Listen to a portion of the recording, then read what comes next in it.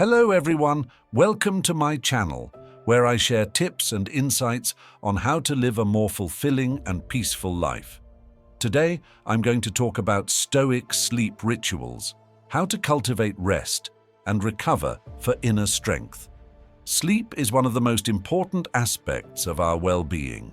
It affects our physical health, mental clarity, emotional balance, and overall happiness. But how many of us struggle to get enough quality sleep every night? How many of us toss and turn, worry about the past or the future, or feel restless and anxious before bed?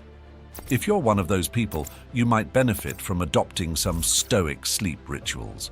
Stoicism is a school of philosophy that teaches us how to live in harmony with nature, reason, and virtue. It helps us to cope with the challenges and uncertainties of life and to focus on what we can control rather than what we can't. Stoics believe that the practice of virtue is the only way to achieve eudaimonia, which means a state of well-being, happiness, and human flourishing. And one of the key virtues that Stoics cultivate is self-discipline, which includes taking care of our body and mind. So, how can we apply Stoic principles to improve our sleep hygiene? Here are some tips that I've found useful, and I hope you will too. 1. Set a regular sleep schedule. As Epictetus, one of the most influential Stoic philosophers, said, "Make the best use of what's in your power and take the rest as it happens." One of the things that's in our power is to establish a consistent routine for our sleep and wake times. This helps our body and mind to adjust to a natural rhythm and to prepare for sleep or wakefulness accordingly. Try to go to bed and get up at the same time every day, even on weekends. And avoid napping during the day unless you really need it.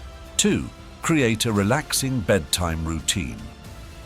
Another thing that's in our power is to choose how we spend the last hour or so before bed. Instead of stimulating our senses with bright lights, loud noises, or stressful activities, we can calm them down with soothing and relaxing ones. For example, we can read a book, listen to some music, meditate, or do some gentle stretching. We can also use this time to reflect on our day and to practice gratitude and forgiveness. As Seneca, another famous Stoic philosopher, wrote, "The spirit ought to be brought up for examination daily. I pass the whole day in review before myself and repeat all that I have said and done." By reviewing our actions and words, we can learn from our mistakes, celebrate our achievements, and let go of any regrets or resentments. 3. Avoid caffeine, alcohol, and large meals before bed. These are some of the external factors that can affect our sleep quality, and we can choose to avoid them or limit them as much as possible.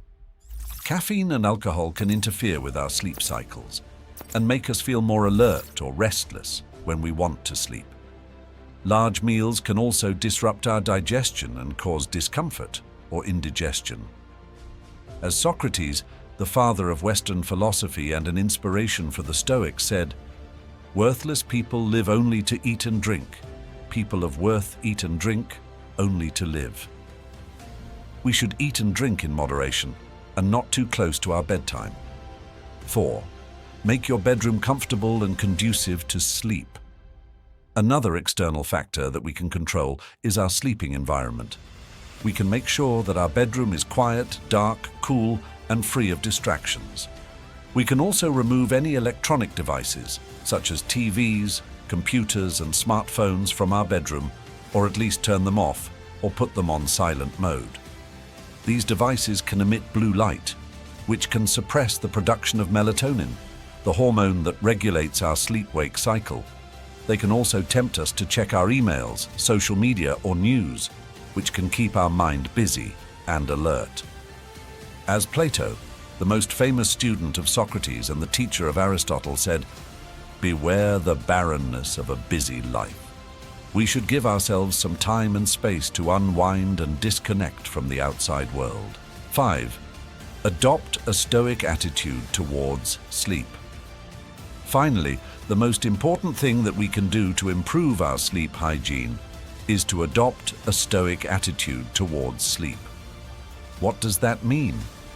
It means that we should not worry too much about whether we will fall asleep, how long we will sleep, or how well we will sleep. These are things that are not entirely in our control, and worrying about them will only make them worse. Instead, we should focus on what we can control, which is our thoughts and actions.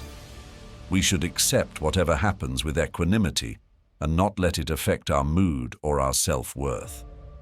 As Marcus Aurelius, the Roman emperor and Stoic philosopher, wrote in his personal diary, "At day's first light have in readiness against disinclination to leave your bed the thought that I am rising for the work of man."